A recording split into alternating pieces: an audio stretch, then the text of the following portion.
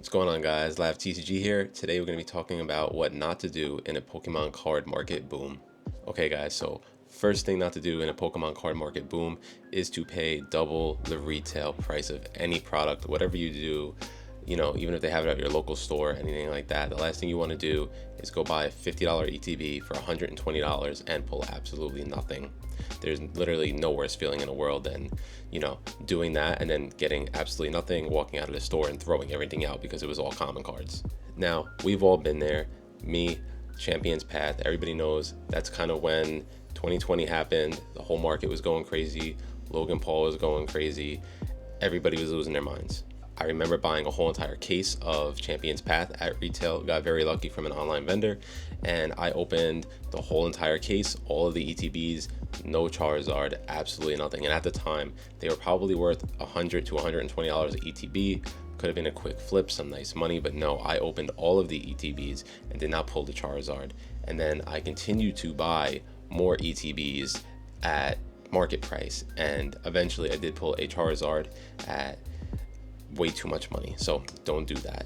And next up, we have number 2, what not to do in the Pokemon boom market would be buying singles on the release week, or probably even up to the first month or two of the release of a brand new set, because when cards first come out, they're going to be extremely overpriced, and they're probably going to be double, triple, quadruple of what they will be worth once the restocks come and the reprints come and the demand is so high and everybody wants to get their hands on these cards. But it is absolutely a terrible idea 99.9% of the time to buy cards as soon as they launch. Even pre-release, it's usually an absolutely terrible idea. Yes, there are times in the market where you could, potentially make out better and get some cards cheap and then they spike after you buy it. But to be on the safe side and do the right thing, definitely do not buy cards release week, release month, or pre-release just in case. It's never a good idea. Also, quick bonus tip, do not buy PSA 10 copies of the chase card release week because somebody pulled it, paid extra money to get it there, and every single time that has happened, from Hidden Fates Charizard, Champion's Path Charizards, Pikachu from Vivid Voltage, everything, those PSA 10s are like a quarter of the price, probably less than a quarter. They're down 99, 98%. Top 10 Pokemon talks about it all the time when he does his recaps. They're no good. So PSA 10s, don't buy them off the rip. And tip number 3 is only do pre-orders with reputable sellers, guys.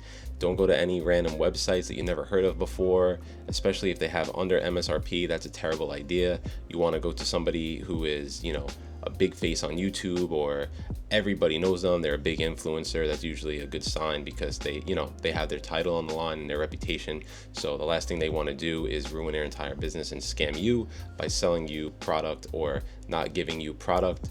Like my guy PokeNE, he literally went down and bought market price Prismatic Evolutions just to give out to his guys, because if he didn't fulfill his orders, then people would lose trust in him and his product, and that wouldn't be good for his business. So guys, whatever you do not pre-order from anybody that you do not know, nobody you've ever heard of. What you could do, you could go on Reddit and you could search the website name to see if people have ordered from there. Do a quick Google search, see if people are talking on forums or anything like that, like, hey, don't trust this guy, or don't trust whatever. Or probably not a good idea to buy off random people saying they have pre-orders as well, unless you personally know them, but most of the time they get canceled anyway. So that's a whole other topic of discussion. So tip number 3. So if you guys are kind of new to the game, back in 2020, we had a set that came out called Champion's Path. Yes, I talked about it a little bit already, but it had some crazy Charizard chase cards. And when those first debuted, they were on eBay for probably $1,000, over $1,000. The ETBs were $100, $150, $200, just like we're seeing now at Prismatic Evolutions and Surging Sparks. And they are, in the ground now, completely crashed. I have a lot of friends who got booster boxes of, another set, Vivid Voltage. We were chasing that Pikachu, the Rainbow Pika. I opened the case, didn't get it, kept ripping. I had friends buying booster boxes at $200 to $300 for Vivid Voltage, guys. You probably could have got those for $100 all day not too long ago, before this whole market boom. They went down tremendously. And let's see, I'm looking to the side right now. We had another set, Shining Fates. Same exact thing, guys. People were grading EV promos thinking that they're going to be worth $1 million because it's an EV. I do feel differently about the Prismatic ETB promos, just slightly better art than those. But again, another set, went down the hill. We had Charizard in that set. That kind of is a common theme now. Any set that has a Charizard gets hyped up, but then usually the Charizard winds up not even being the main hit anymore. Just food for thought. And tip number 4, guys, you can skip a set when it comes out. You do not have to rip a million packs. You don't have to have every single chase card. You don't have to have a PSA 10 copy of everything, modern or vintage or promos, or there's so many different things and avenues in this hobby that, you know, we stray from sometimes, and we like to chase what everybody else is, you know, kind of into. So a lot of people are chasing the evolutions right now from Prismatic Evolutions, but in my opinion, they're definitely not worth the price that they're at right now. Yes, I could be wrong, but there's a lot of better things you could do with a couple $100. You could literally buy like, you know, 100 packs of Crown Zenith and have a bunch of fun. You could buy all the gold cards from Crown Zenith. There's a bunch of good art rares and a whole bunch of stuff out there that's definitely worth the money right now.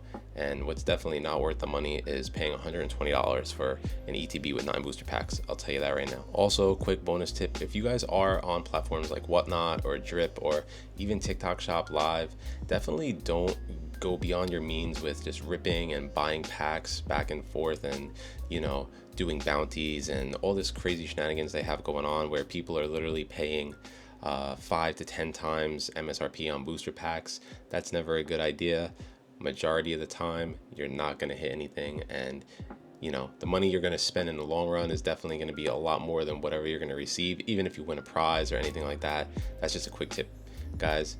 Bad idea. We all know how easy it is to just swipe and spend money, just like Amazon. Check out, you swipe. Whatnot, you swipe. Guys, just wait. You don't have to have everything. And just a quick tip number 5, guys, what you can do for fun during a Pokemon card market boom would be to go to events and go to shows, make some connections, make some really cool friends, meet people, get out of the house, see what everybody else is doing in the hobby, see what everybody's collecting. That's a really good way to get a feel for the market, is just going to, you know, if you have a Collecticon in your area. Where I'm from in New York, we have a lot of card shows out in Woodbridge, New Jersey TCG, stuff like that. We have out in Connecticut, Pennsylvania. Literally, I could go to a show every single weekend if I felt like it. My pockets would, you know, say otherwise, because if I do plan on going a show, I plan on spending money or trading a bunch of stuff away. And sometimes in my collection, I just, you know, I have everything I want. I don't want to trade it away. So if I have nothing to trade, then I'm going to spend money. But nonetheless, go to conventions. And that's going to be it for today, guys. Just wanted to get on here and ramble a little bit. Was on TCG Player just looking at some prices and felt like I needed to turn the camera on and start talking about something. So down below, let me know what you guys do for fun in a Pokemon card market like this when things are just super expensive and overpriced. What are you buying? What are you selling? And what are you guys looking for? Let me know in the comments. And thank you for watching.